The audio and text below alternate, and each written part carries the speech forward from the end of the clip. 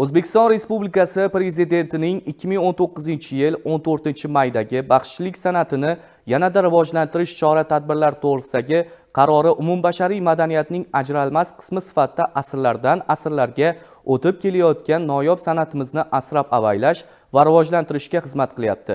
Ushbu qaror ijrosini ta'minlash maqsadida Qarshi shahar madaniyat bo'limi tomonidan ham qator amaliy ishlar qilinmoqda. Mavzuni G'uzor tumanida tashkil etilgan tadbir tafsilotlari bilan davom ettiramiz. Har qaysi xalqning qadimiy tarixi va tili, uning hayot tarzi hamda madaniyati, milliy an'analari eng avvalo uning og'zaki ijodi, ya'ni folklor san'atida, doston va epislarda mujassam topgan bo'ladi.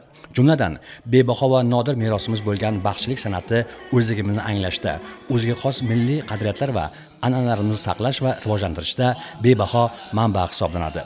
Bugun yurtimizda baxshichilik va folklor san'atini rivojlantirish borasida amalga oshirilayotgan ishlar e'tiborga molik.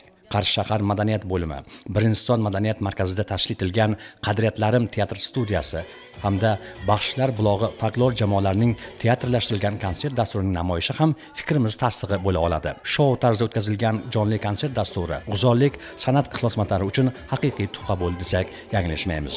Shu o'rinda qayd etish kerakki, baxshichilik va folklor san'ati xalqimiz ma'naviyatini yuksaltirishda, yosh avlodni vatanga sadoqat, milliy qadriyatlarimizga hurmat ruhida tarbiyalashda ham muhim o'rin tutadi.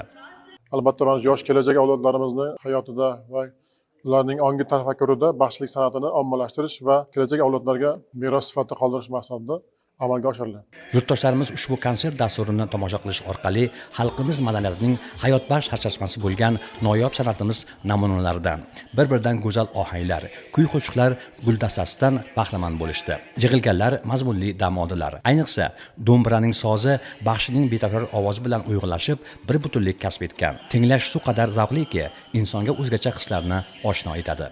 Teatr hamda baxshi yo'nalishi, folklor yo'nalishi bo'yicha ansamblim tashkil bo'ldi. Mana bugun birinchi konsertimizni o'tkazdik. Bundan keyin teatrlarimiz bor. Viloyatlardan almashib viloyatlarga qo'yamiz degan niyatlarimiz bor bularda.